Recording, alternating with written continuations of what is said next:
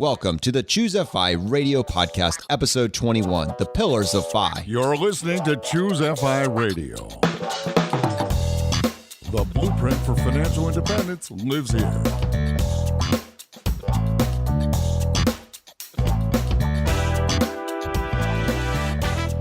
If you're looking to unlock the secrets to financial independence and early retirement, you're in the right place.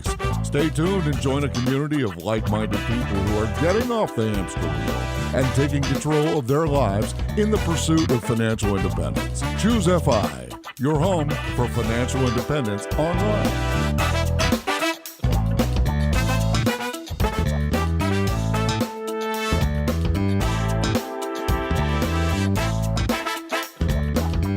All right, guys, we're back. And today, as usual, we're talking about financial independence. You know, this thing, it's really easy, but it's also incredibly difficult. It's simple, yet incredibly complicated. It can be distilled into a couple bullet points or expounded into a library of books and hundreds of new websites every day. But we're going to try and go through some of the bullet points today in this episode, which we're calling the Pillars of FI. So Brad's here with me in the studio today. Welcome, Brad.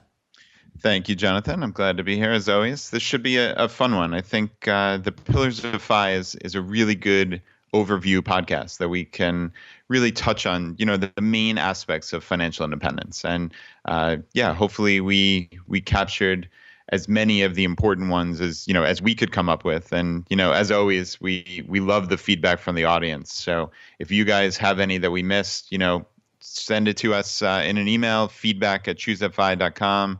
Or, you know, leave a comment on this post. It'll be at choosefi.com/021. You know, this episode is a high level picture. And I think it's cool that we're doing it as episode 21 instead of episode 1, because so many of these we've actually fleshed out now. And we'll kind of point you to those specific episodes as we go. But we're going to go kind of high level. We're going to pull a couple of these pillars out. And then at the same time, while we're doing it, we'll try to point you to the ones that we've already done so you can go and get more information about each one of those. And then we'll also tell you when the other ones will be coming up. So, you know, I was listening to this podcast the other day, this personal finance podcast, and I'm not going to name it, but they were kind of going through some basic, you know, kindergarten stuff about just doing a budget and kind of, you know, why debt is bad and all that sorts of thing. But I love our podcast and I love our community. I love the ideas that we're really going through one by one because it's next level stuff. You know, it's essentially the guaranteed path to wealth. There's no really unknowns or uncertainties built into this. We're not building a bunch of really high flying techniques that only the select few has access to. Almost anybody can use the techniques that we're talking about. And we're just trying to show you how to get started. And so when the feedback comes to us and basically says, I've listened to 17 episodes and I've made one actionable step from each one of those, you know, your life is going to be so much better as a result of those changes that you've made. This isn't like sending you to go get the lottery ticket or trying to send you down some rabbit hole where you don't know what's happening. The math works for you, as we say over and over again. So today what we're doing is just going through kind of one by one some of these things that people in the FIRE community, they all have in common. They've done these in one shape or form. And frankly, you know, after this episode, we could probably all just stop, right? Nothing else needs to be said about any one of these where it's all over.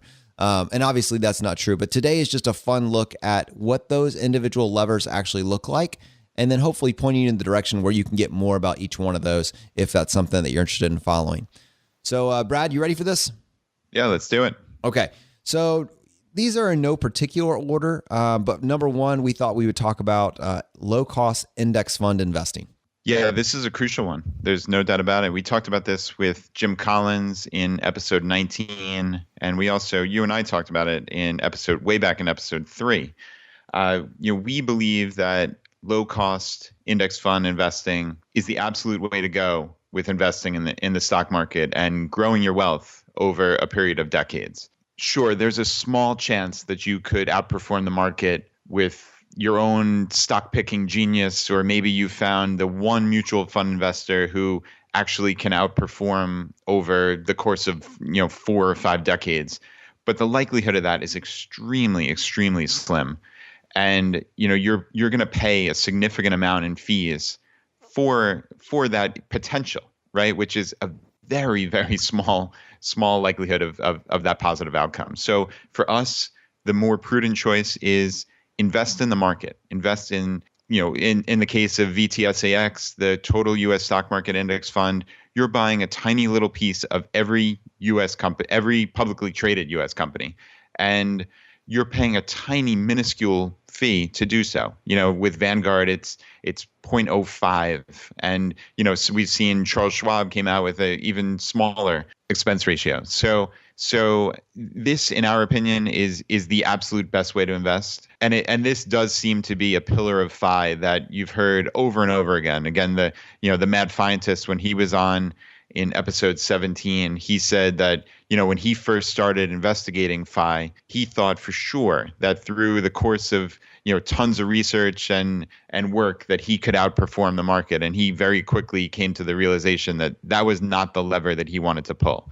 For him, it was tax optimization, and we will talk about that later. But, that just goes to show that, even the smartest people around, even someone like Brandon, just realized that it was a fool's errand to try to outperform the market. I think it always takes a little bit of humility to come to that point, because I think part of it is just as a person, maybe as a guy, I don't know, but you just feel like I'm going to learn the secrets to beat this thing. And it actually is probably what holds you back, because you're very quick to acknowledge your successes and marginalize your failures. But it's crazy to me that what probably seems like the most complex thing is actually one of the simplest. It's probably, out of all these things that we talk about, my investing strategy is probably the thing that I put the least amount of thought into. I'm just doing low cost index fund investing. I've done it. So a lot of initial research.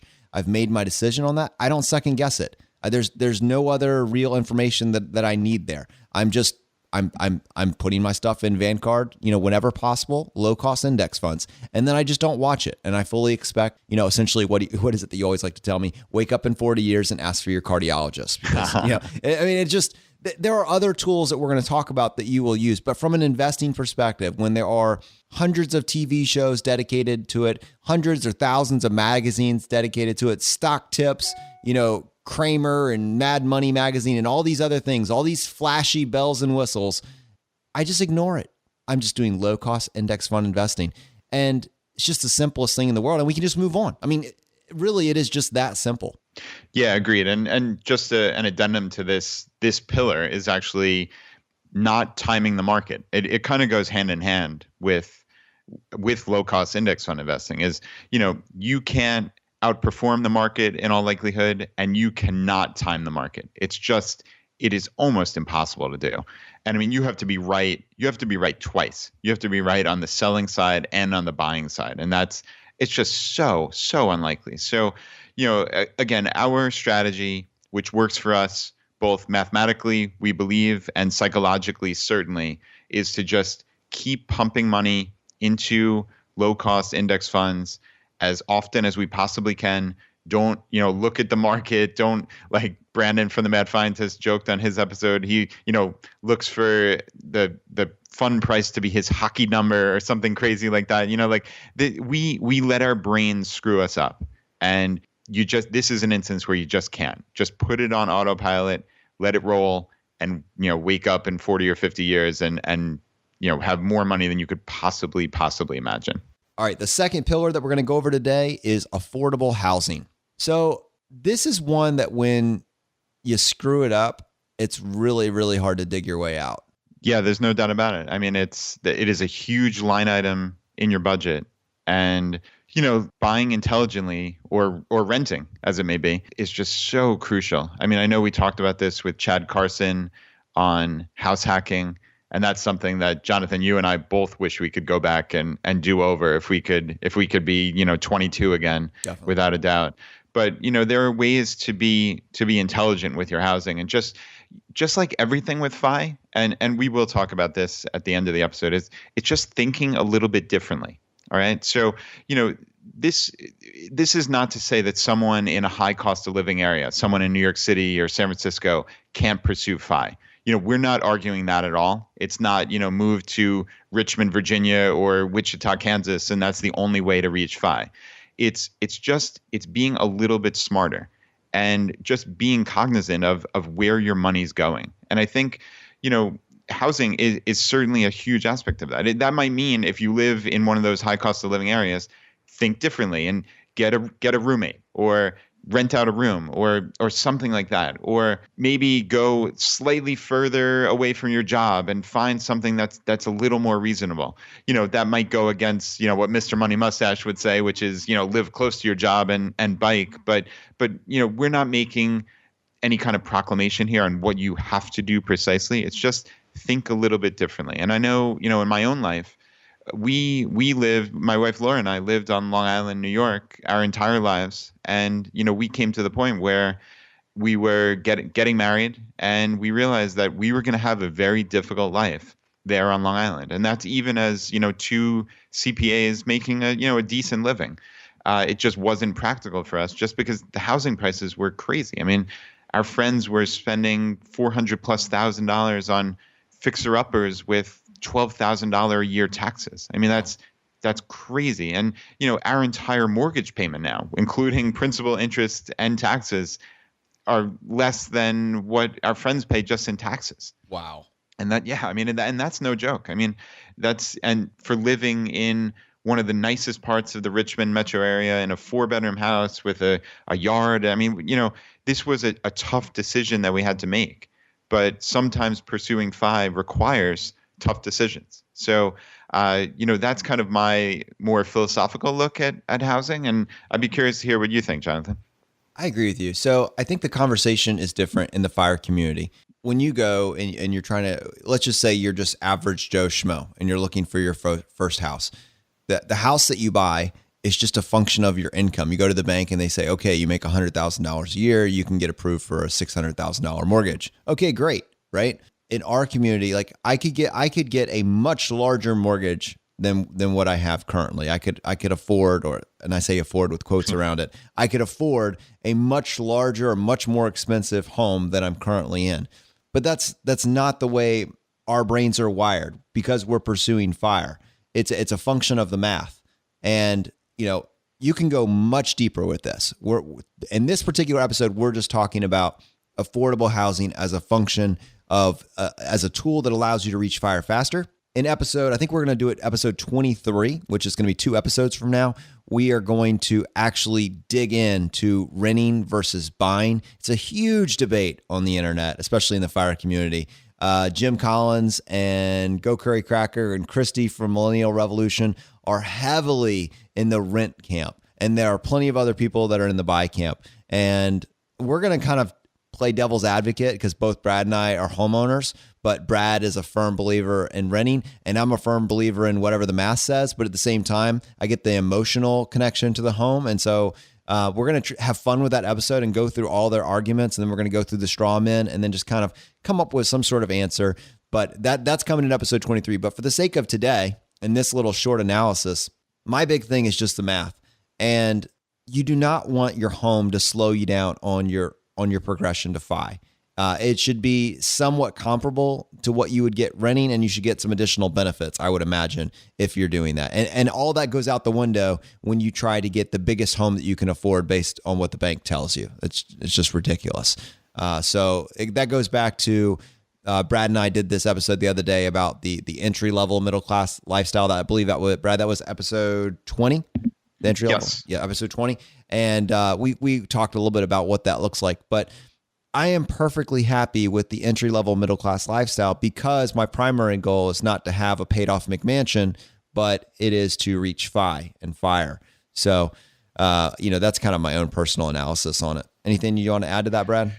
Yeah, I mean, I think you hear commonly that, home ownership is, your biggest investment and, the American dream and all this kind of stuff. And, what we would say is it's just math. And for people like us, our home is not our biggest investment. In all likelihood, it's our 401k balance or our, whatever balance you have sitting there in Vanguard. So, don't get thrown off by, what popular culture says. It comes down to math in most cases. And, we're just asking you guys to be smart with what really is going to be the biggest line item in your budget. So, and one of the things that's really interesting about the show, this is everything that Brad and I think about on a regular basis about how we're going to get to FI. I mean, we are going to get to FI. Brad's probably 2 to 3 years ahead of me on this track, but he's going to be there very, very quickly. And I'm going to be there right on his coattails trying to get in right behind him. And these are the things that we're doing to get there. And if you kind of follow us and you buy into a few of these items that we're talking about, you're going to be there either before us or right there behind us. And so, look at your housing, look at your investing techniques. And then the next one right behind housing has to be car ownership. And how much value do you place in the type of car you drive? So, Brad, how do we want to start with this one? All right, this is a perfect timing because we're actually going to have a real in-depth episode on car ownership and the ultimate cost of car ownership next Monday. So that'll be episode 22. So definitely stay tuned for that. So we don't want to waste too much time here on this, but car ownership is another large line item that many people are a family spending $400 a month per car in many cases for a new car or a lease car. So I mean you're talking big bucks when, especially, it's $800 for a family with 2 cars plus, then you throw in insurance and gas and all this stuff. I mean, you're well over $1,000 a month for many regular middle-class families. And I mean, that is just crazy talk to me. We do not believe in buying new cars, and we certainly don't believe in leasing cars. That is really not a smart strategy at all.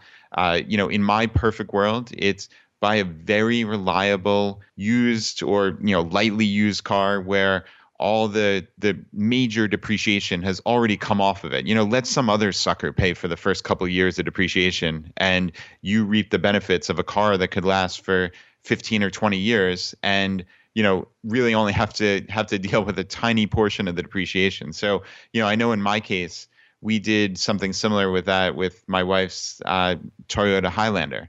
We bought it 4 years used, but it actually only had 27,000 miles on it, which was fantastic. And, we got it for basically half off what the current sticker price was at the time for a brand new Highlander. So literally 50% of the purchase price, it only had 27,000 miles on it. And we still have it. It's coming up on 10 years.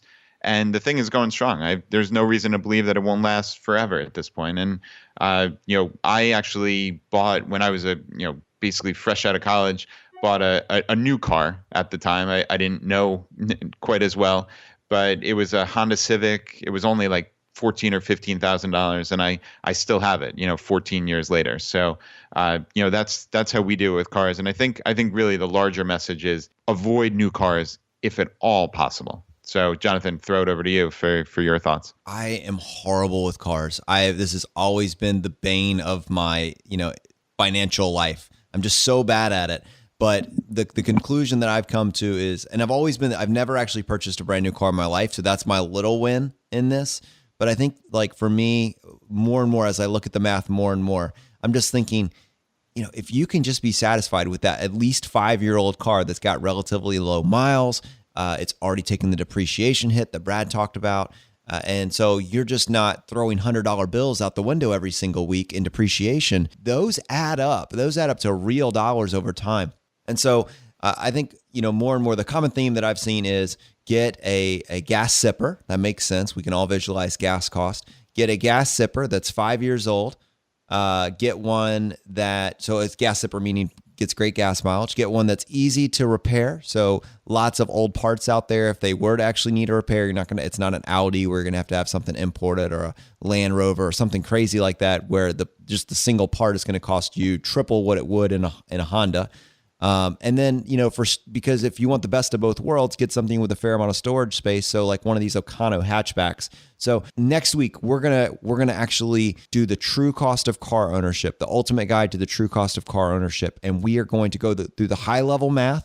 So big picture, what that will save you over a period of 20 to 40 years. And then low level, what is the cost of depreciation, maintenance, taxes? I mean, on an annual basis, what is your car choice actually costing you? And then with those two sets of information, you can then go and analyze it with your cars, and you can figure out exactly how much you're losing, based on your current setup. And then if you made a decision to switch to something else, you can pretty easily figure out what that might look like.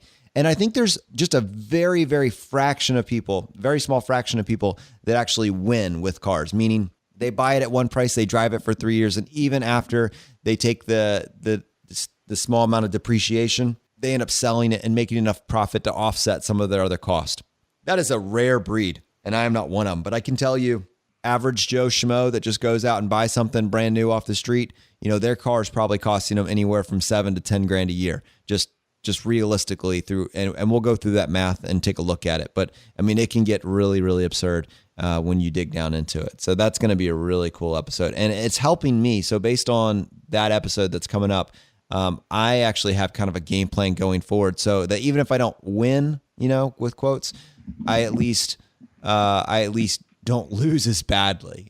Cars are something that are going to cost you money if you make the decision, and you'll see after you go through that episode why so many people talk about bikes. It really does make sense.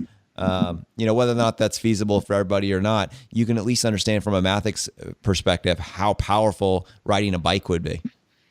All right, next. So that was pillar number 3. So for pillar number 4, we're going to take a look at the food budget. Brad and I talked about this. This was episode 7, where congratulations, America, you're fat and broken. Also episode 10, where we did Skinny Waist Fat Wallet, which was a look at frugal food and fitness. So we really went into some depth there, but crushing your food bill is critical. And I think more and more I've come to just settle on Brad's magical number of $2 per person per meal. Yeah, I mean, that has definitely worked for us as far as, our approximate dinner cost. And, usually breakfast and lunch will be a little cheaper actually at that, but that's kind of like our guideline for dinner.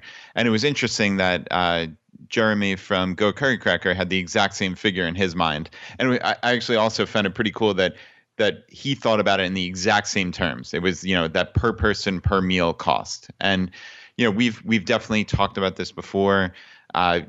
Eating out is prohibitively expensive. It just is. I mean, when you're talking about, going to a restaurant, buying a $10 entree, buying, a drink, or even a soda for a couple bucks, or a beer for, $5 or $6, and then you're, in on tax and tip.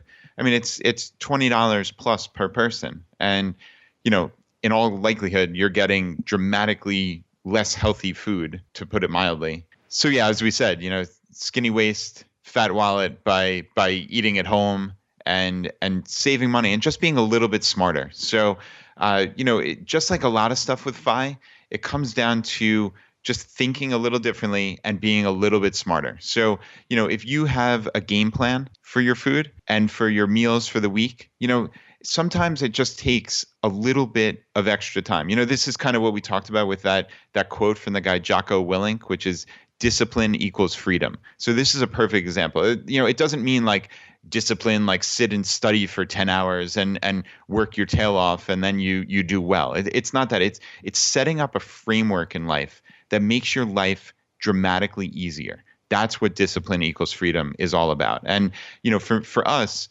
this is a perfect example with our food, which is, on the weekend, Laura sits down and plans out basically 2 meals that she's going to cook that week. Sometimes it's only 1 because, she knows it's going to make a ton of leftovers. Always she plans a meal to be two nights. So it'll be, she'll cook it on Monday, both of us will eat, and then we'll have it again on Wednesday. And then in all likelihood, there'll be another meal's worth of leftovers at it. So 5-person meals from 1 meal that she cooked. And I mean, that's fantastic. That's essentially 3 nights when Laura throws in her 1 slice of pizza, and then we have 3 nights from 1 time of her cooking. So, that is an instance where discipline equals freedom. You sit down, you plan it out for 10 minutes, and instead of scrambling every day and running to get fast food or running to get this or that, you just have it set.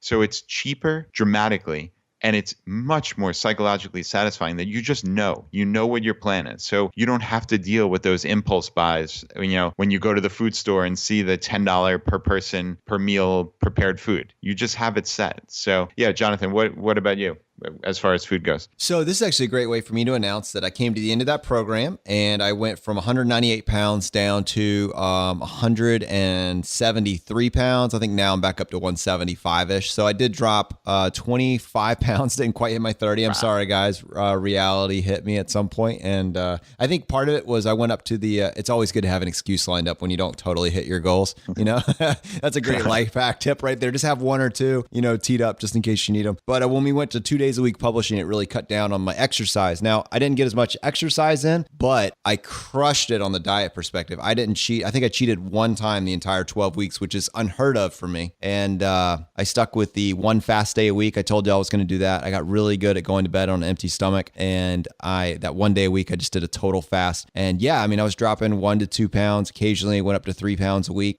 There were some weeks where I didn't lose any, that were kind of mixed in there. And it was fantastic. And a couple things happened as I was doing that. I kind of just reprogrammed my brain to get in touch with the foods I was eating again. So I started noticing extraordinarily different levels of energy just based on the breakfast I had. Whereas when I was just eating whatever I wanted all the time, you kind of lose that. You just kind of feel like garbage all the time. But after 12 weeks of really eating very clean, high quality foods, you just feel alert. You feel mentally awake. Occasionally you'd have cravings, but they are very controllable. And then when I would screw it up, like the other day, I had some Cheetos the other day for the first time, and I just felt horrible. And it just kind of tells you, your body gets used to these different types of garbage food and accepts it, but it just slows you down more and more. And if you get back and you're just eating this clean, high quality food, especially over a period of like 12 weeks, it really does make an extraordinary difference in your energy levels and how alert you are, just your overall satisfaction. You get enjoyment out of a lot of things. So overall, it was an incredible success. 25 pounds, 12 weeks.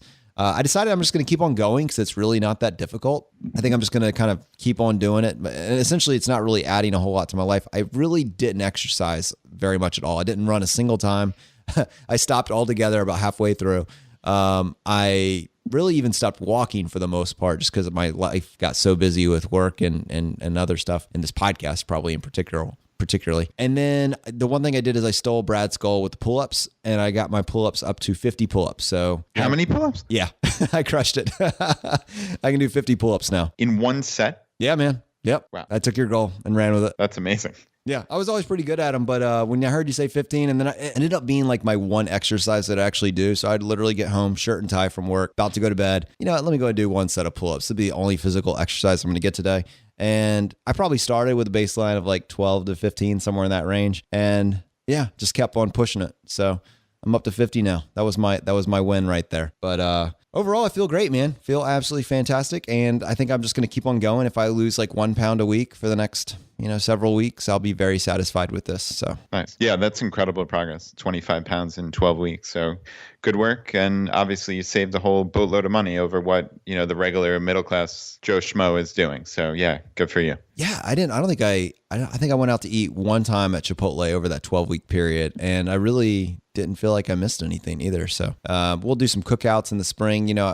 I do love actually cooking really good foods, but I'm really in it for the social component, which works so well with the FI space. I mean, FI is all about community. It's all about building these relationships. And instead of moving something just from a restaurant where you're just going through the motions and actually making it a community-based thing, maybe you're doing a barbecue in the backyard. That's where I get the most enjoyment out of. So kind of frugal analogs there. Anyways, that was off topic, but you guys deserved it. I know I had told you about it back in February and March, and we're obviously at the end now. So that's where I'm at. And yeah. So thanks for all y'all's support and questions, and we'll just keep going from here. Pillar number 5, tax optimization. I think this is, of everything we do, this is the sexiest thing, which only in the fire community would you call tax optimization sexy, but it really is the coolest thing that we dig down and break down for people. And there's so many techniques that our community has figured out that nobody outside of this space was talking about. Like, you're never going to hear Dave Ramsey talking about capital gains harvesting. You're never going to hear him talk about the Roth conversion ladder. You're just not going to get this stuff on Susie Orman. But in the fire community, we have these really cool advanced techniques to never pay taxes again. And I'm just looking at our episodes, and we have done so many on them now. So we started with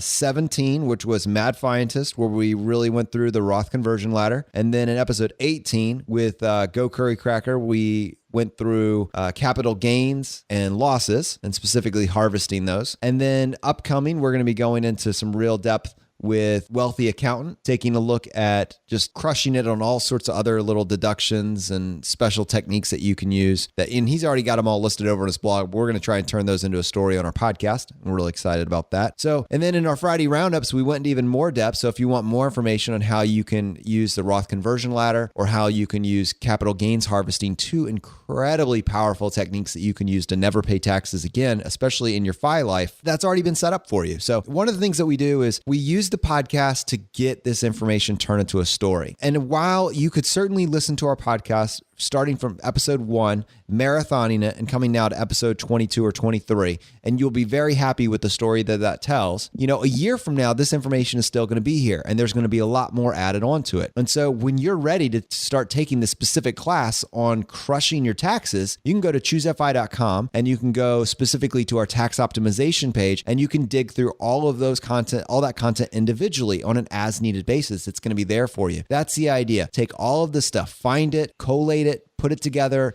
in a place that makes sense and that you can grab it and apply it to your life on an as-needed basis. And when we've designed this webpage, that's how we designed it, to really set that up and make it easy to find. And yeah, just final word for me on the tax optimization standpoint is, Jonathan is one of the big episodes we had was with Millionaire Educator, actually, on tax optimization. And really the biggest key and the biggest takeaway is to max out all of your tax deferred accounts. So your 401k, if you're a public employee and you have a 403b, 457, your IRAs, we want to, as Jonathan said, we want to never pay taxes again. And we think that using some of these advanced strategies like the Roth IRA conversion ladder and the capital gain harvesting, that we can effectively really outsmart the system. And that's what FI is all about to some degree. It's about knowing the rules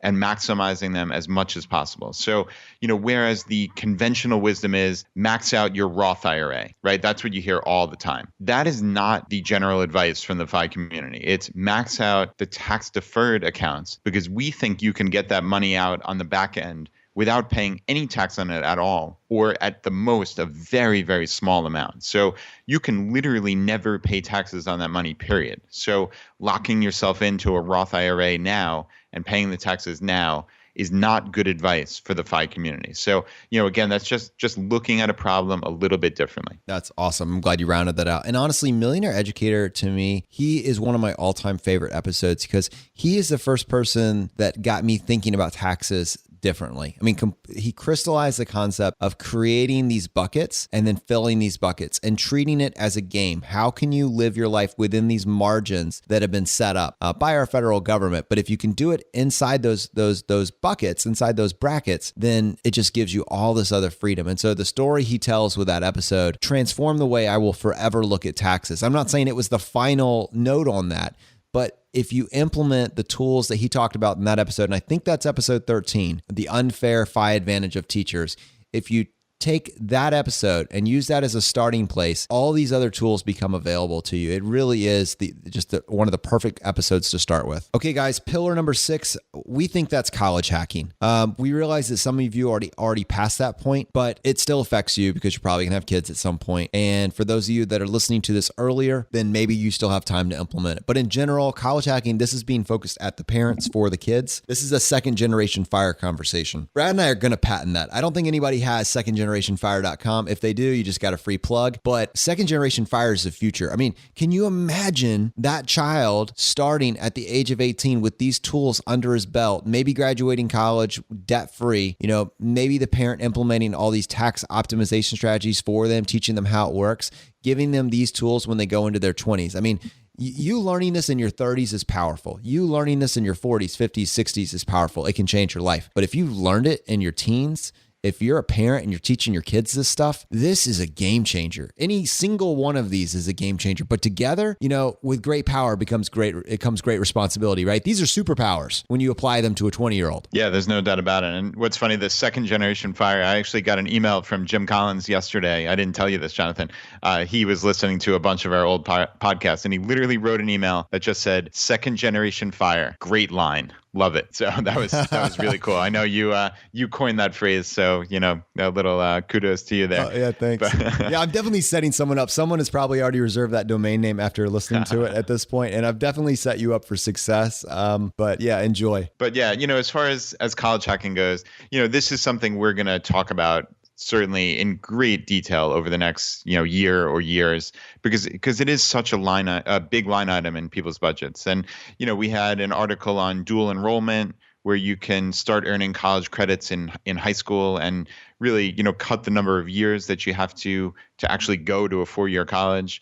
There are ways to, go do something unconventional, not go to the best college you can get into, but go places where you can get scholarships, or even better, go to a community college for 2 years and then, make sure, again, the rules. That's, we always come back to these pillars, right? Which is what we're talking about here, which is knowing the rules and maximizing them, right? So if you know for certain that your child can go to X community college, around the corner from you and can take all these courses and have them transferred to a top tier public university in your state, well, I mean, that's going to save you essentially 2 years worth of college. I mean, because community college is extraordinarily inexpensive. Then we have Sun-Woo Lee coming out with his article on hacking the FAFSA, which we're going to detail in depth here. So, I mean, there are ways, especially for people in the FI community who once they're in FI, don't quote unquote have a lot of income, right? We have a lot of assets, but not a huge amount of incoming income.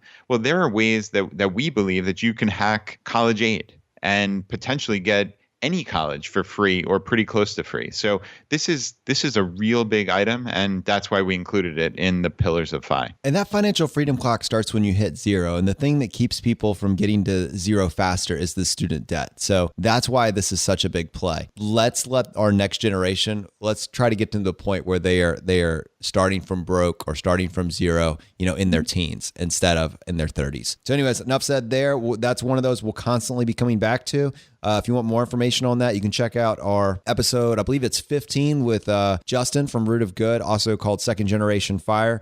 And then we had a featured article by Edmund T. That is under our college hacking page on our website. You can check that out, where he talks about how he saved his son 2 years of his life and $18,000 by focusing on dual enrollment. And then to come soon will be that college hacking, the FAFSA hacking tutorial by Sun-Woo, and we'll let y'all know when he releases that. Okay, pillar number 7. Now, this is one that is very unique to the FI community, and in fact, I think it's what puts us at odds with, the Dave Ramsey crowd. And this is the joy we get from travel rewards, the pure joy that we get from traveling the world for free. So you have this entire army of people, and maybe rightly so, that say that credit cards are the devil, and you should cut them up, and they are ruining lives.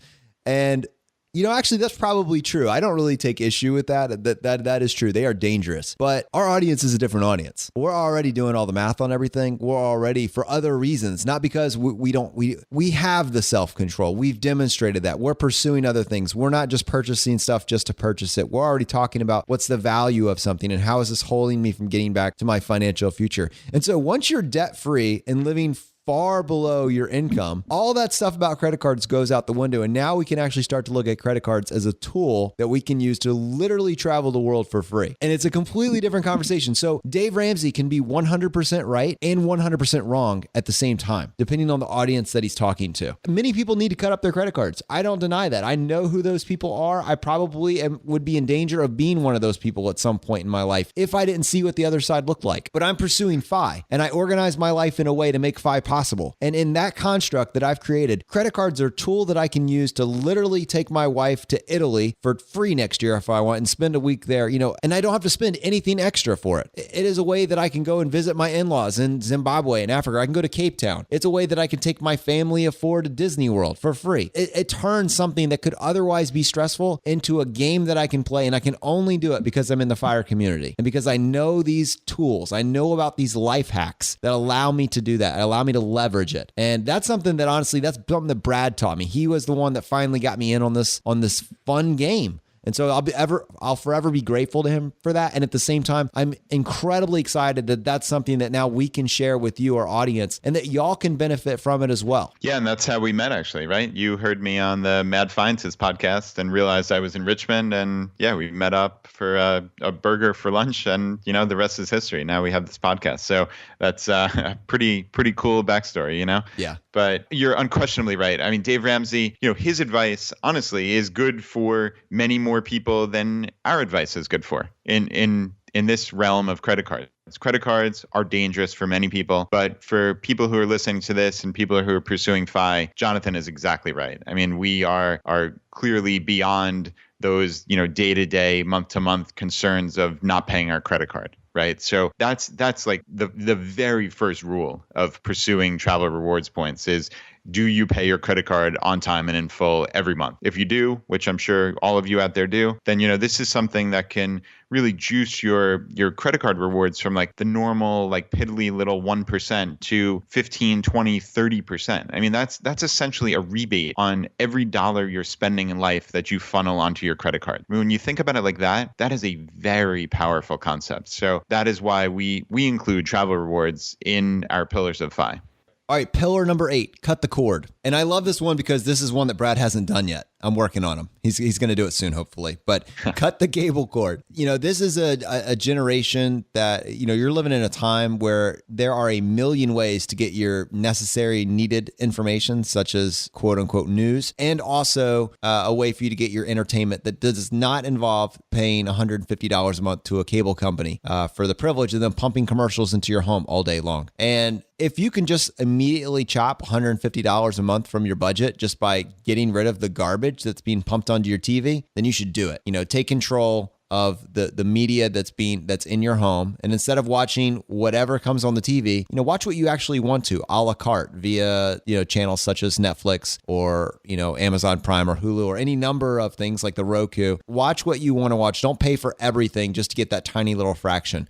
It's an awesome play, and I think that everyone should consider whether or not that's something that they can do. And it makes a big impact over your 20 or 30 year investing financial outlook. It's kind of one of the ones that we put at the end because it seems like a small thing, but it's the small things when you add them together that add up. So number 8, cut the cord. Yeah, totally agreed. And yeah, again, this is, while it sounds like small fries, as far as actual dollar figures, it's still in most cases $100 a month. And when added up over years and decades and compounded, those are big, big dollars. So, and it's also like a larger look at life, which is, as Jonathan kind of alluded to, like, don't just sit back passively and, sit on a couch for hours a day and do nothing. Like that's not what our lives are about. So why would we spend our resources on expensive cable packages? It just doesn't make any sense. And, just to kind of jokingly follow up to what Jonathan said, we essentially did try to cut the cord, and we're basically paying now like $25 a month for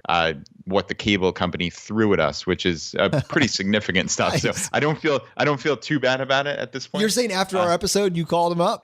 After our episode, I looked into it a little further and realized that I was not paying quite as much as I thought I was, honestly, and that what they're giving us was a value judgment for $25 a month is great. And does that include your internet thought it was as well? worthwhile? Because the funny thing was, we actually went to them with the intention originally of cutting the cord. That was our intention. And we realized that, as you said, like the internet package was either $45 or $50 a month, and they gave us this ridiculous package for just under $80 a month for all in. So that was something we determined, especially with our kids, and that it made sense to spend that sub $30 on that cable. But it's something that we are definitely going to contemplate cutting at some point in the future, just because we really don't watch that much TV. So once our kids get a little bit older, that'll go. But at least it was intentional, and I think from the larger standpoint, like that intentionality is what's so important about FI and like how we value our money, right? Like everyone values their money differently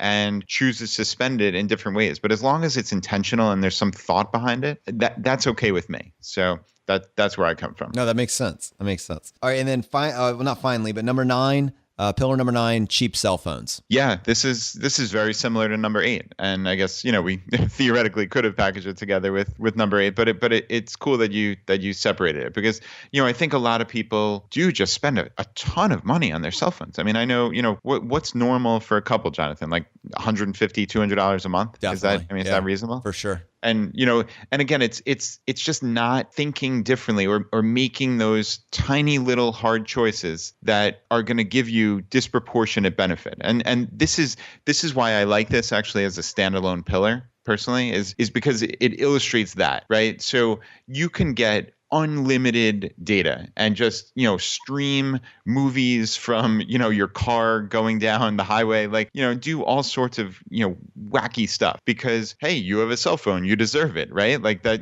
said sarcastically, right? Like that's just the normal American mantra is, hey, I pay for it. I'll pay for whatever I need to get every little bit of access. And, I choose to look at cell phones in particular just as that hard choice that makes for an easy life. So, I mean, my cell phone bill is about, depending on the month, $12 to $16 a month. And that's through Republic Wireless. And, I use it more than I feel like I should. Like I check my Facebook and check email and all this other stuff, when I'm out of the house. And it just doesn't amount to that much data because I'm smart about it. I'm not streaming videos when I'm out. I'm just doing the tiny little thing that makes a tiny, tiny little hard choice, but that saves me 90% on my cell phone bill. So for me, that's a decision that's well worth making. Yeah, that's great. That's great. Okay, so pillar number 10.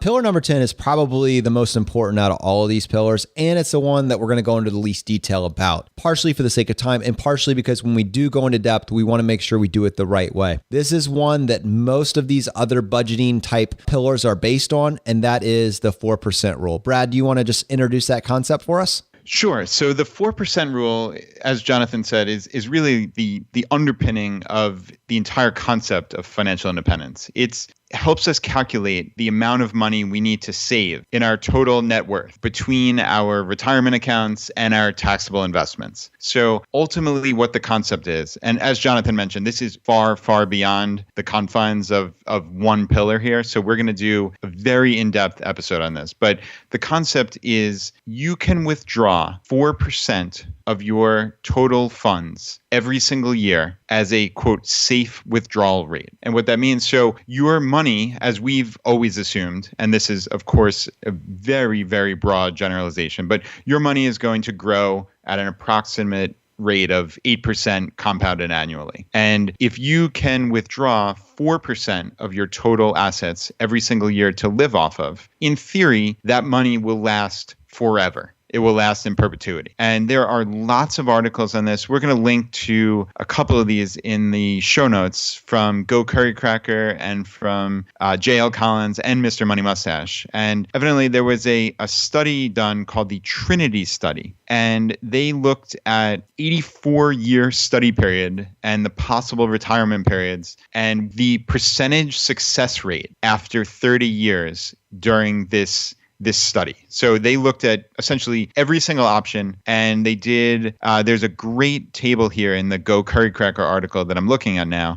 They have a different section with if you had 100% stocks, if you had 75% stocks, 25% bonds, 50-50, 25 stocks, 75 bonds, and 100% bonds. So essentially, I'm looking here at the 4% withdrawal column, and if you had 100% stocks, there's a 98% chance that money will last you 30 years if you withdraw 4%. There's a 100% chance that if you had 75% stocks and 25% bonds, which is interestingly, that's what Jim Collins mentioned is his allocation. So that is 100% likelihood of that money lasting you 30 years. And you can see the schedule here on the article, and we will link to it in the show notes. So that's really the concept. When we talk about, what is your FI number? It's your annual expenses multiplied by 25. It's as simple as that. That covers the 4% rule. So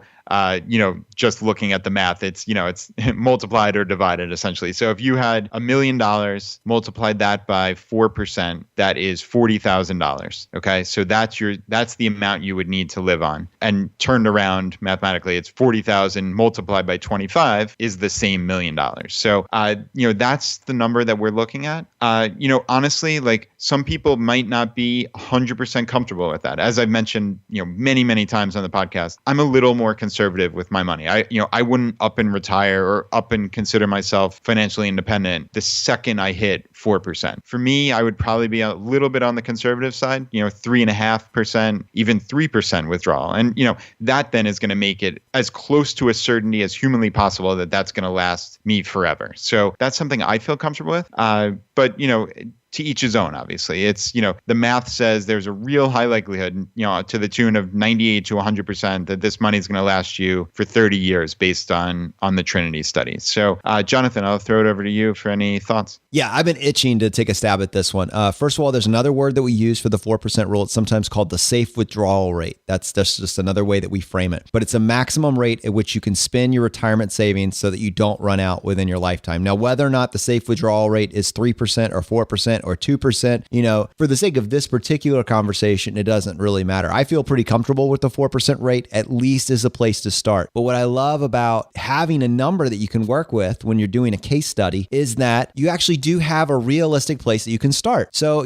people say, well, how much do you need to retire? And then people out in the regular, average Joe will say, oh, $2 million, $5 million, $10 million, $600,000. Like, what is that based on? It's not based on anything. And until I heard about the 4% rule or the safe withdrawal rate, that was just kind of, what I felt comfortable with. It was just saying a random number and hoping that was a good one, without really knowing anything else. But this gives you a great framework. So when Brad and I do these case studies going forward, or we send these case studies off to other people to do to announce on the show. So like you send us what you would like for us to do as a case study and we start working on it. This is where we start. And then we can bend the curve up or down depending on what we want to do. But if you calculate your expenses out and it costs you your fixed expenses plus discretionary comes to 40 grand, then, that gives us a real easy number. We need to multiply that times 25 and we're at $1 million. Conversely, if you're at, 80 grand or 90 grand, that also gives us something that we can work on as well. And so that is the simplicity and the beauty of the 4% rule. The 3%, the 2% rule and all that other jazz, the math isn't quite as clean, right? It's just not as fun to work with. It doesn't mean it's wrong, but just for the sake of having a common baseline that we can start from, I love the 4% rule. And it's what Brad and I use when we're, running through our own personal case studies and when we're doing other people's. From there, you make adjustments. Right, Brad? Yep, without a doubt. And you really touched on the most important point, which is it's all about your expenses. Essentially nothing else matters. If you can keep those expenses under control, then financial independence looks a whole lot easier, right? At $30,000 a year of expenses, it's only $750,000 that you have to save up, which,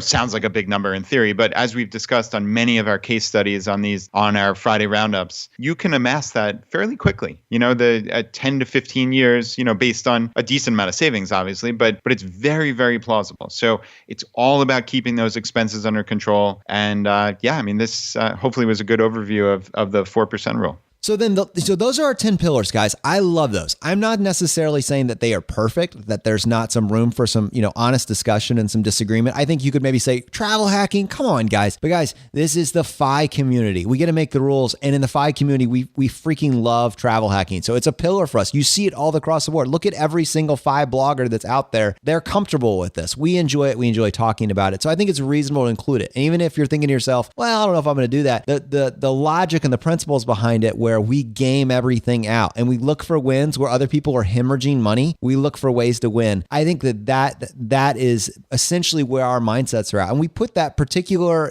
philosophy into everything else we do. So what is the philosophy? Brad, do you want to go and tackle that? How can we take all of those different pillars and turn all of that into one singular philosophy? Yeah, absolutely. I think, this is something if people out there in the audience have been listening to us over these, 20 some odd podcasts, they know that I really try to take a step back and look at this as a life philosophy. And I think it's so important.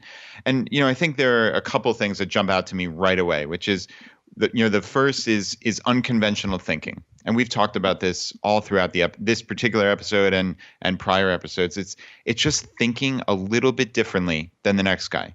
Just looking at spending and at life as just like a problem to solve with smart thinking. And like that to me is just so satisfying. It's living that same middle class lifestyle as everybody else, but getting wealthy while doing it and while everybody else is living paycheck to paycheck. So, that's just such a cool thing. And I think I like to think about my neighbors. My neighbors would never, ever in a million years know that we were any different or that we were saving, 50 to 75% of our income while everybody else is living paycheck to paycheck. They just wouldn't know because we look like every other family, right? But it's just these few unconventional choices that add up over the monthly budget and over the yearly budget and compounded over decades. And that's what it's the biggest thing. Like we've talked about many times, Jonathan, is maximizing the rules, right? It's just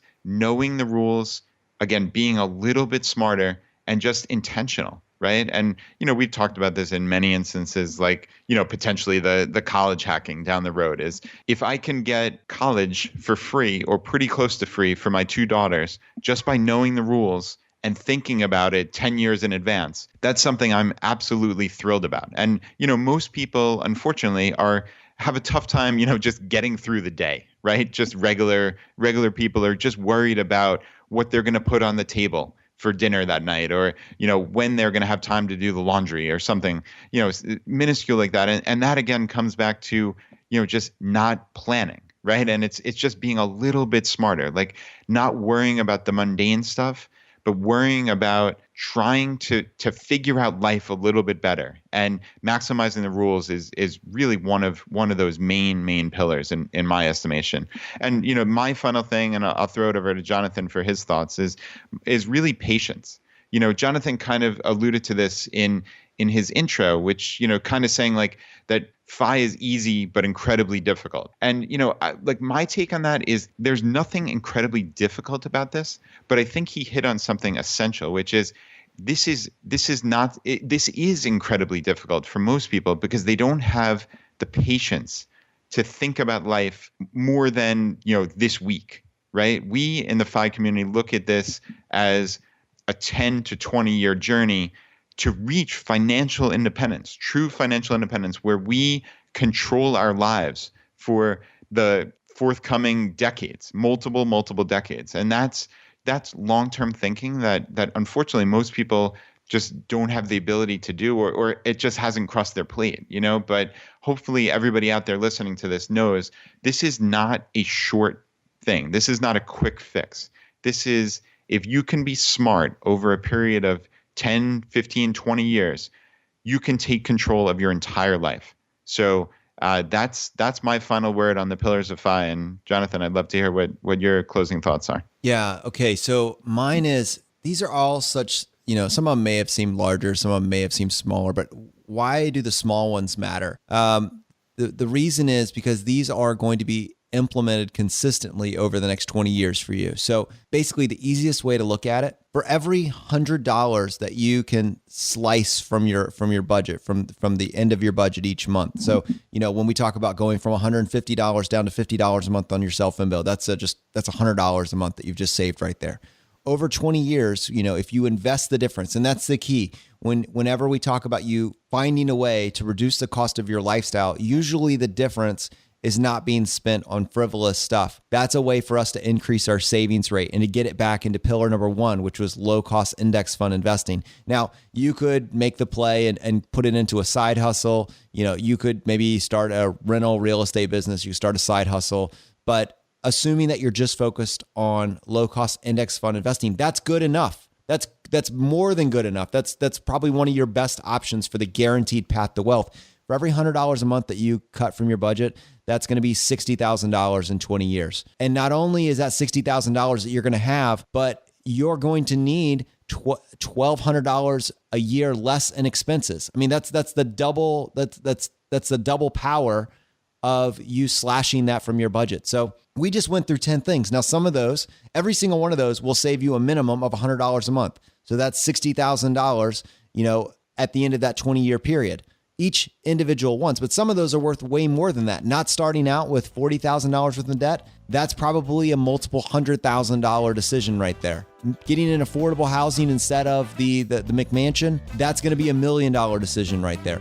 Every single one of those adds up to a number that's almost incomprehensible. So our final thing is just math everything, right? Just understand the math and then make the value choice. And the small decisions matter too. Those ones at the end, they do make a difference. And so that's just a nice little general rule of thumb. If you can slash $100 a month from your budget and you invest the difference 20 years later, that's 60 grand. It's a big deal. The small stuff does matter. So anyways, I hope that y'all enjoyed this.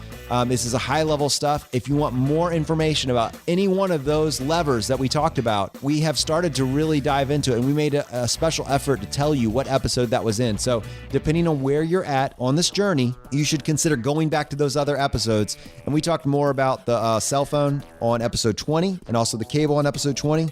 And then one other thing that we didn't mention today was insurance. We also talked a little bit about that in episode 20, and we're going to have another episode coming up in the somewhat near future about it as well.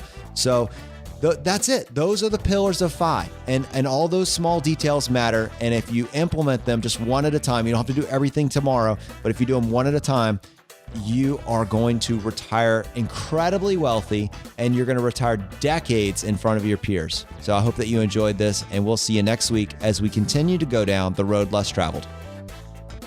You've been listening to ChooseFI Radio Podcast, where we help middle-class America build wealth, one life hack at a time.